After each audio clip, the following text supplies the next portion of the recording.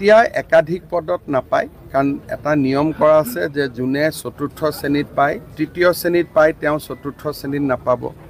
যোনে ওপৰৰ স্কেলটোত পায়, তেওঁ তলৰ পজিশ্যনটোত নাপাব।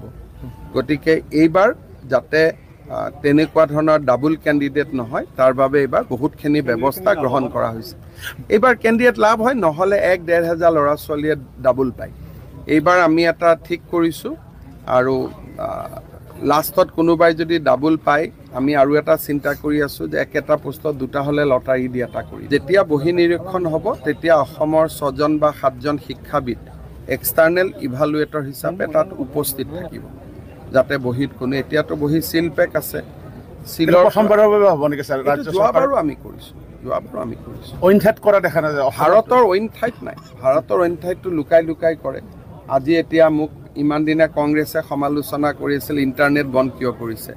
আজি ঝাৰখণ্ডত কংগ্ৰেছ চৰকাৰে পৰীক্ষা পাতিছে, আজি তেওঁলোকে অসমৰ পৰা শিকি ইণ্টাৰনেটটো বন্ধ কৰি দিছে। যোৱাকালিলৈকে যি কংগ্ৰেছ দলে সমালোচনা কৰি আছিল ইণ্টাৰনেট কিয় বন্ধ কৰিছে, আজি ঝাৰখণ্ডত কংগ্ৰেছ চৰকাৰে অসমৰ পৰা শিকি পৰীক্ষা হৈ থকা সময়ছোৱাত ইণ্টাৰনেট বন্ধ কৰিছে। তাৰমানে অসমে আজি দেশক ৰাস্তা দেখুৱাই আছে। এই অভিযান চলি থাকিব ছাৰ, আপোনাৰ নিকা কৰা অভিযান চলি থাকিব। এপইণ্টমেণ্ট গণ্ডগোল নাই, বিশেষকৈ এতিয়া অক্টোবৰৰ পৰা পুলিচৰ নিযুক্তিও হ'ব। ইয়াত বেলেগ কথা একো নাই, চব ল'ৰা ছোৱালীয়ে ভাল কৰি চাকৰি পালে হ'ল। আৰু ভালকৈ মহিলাৰ চেকিঙো হ'ব। মহিলাৰ চেকিং নহ'লে মহিলাই যদি কাগজ লৈ আহে কেনেকৈ হ'ব। গতিকে এয়াৰপৰ্টত যেনেকৈ চেকিং কৰে, সুধি লয়, পাৰ্মিশ্যন লয়, লৈ পেলাই চেক কৰিব। চেক নকৰিলে পৰীক্ষা কেনেকৈ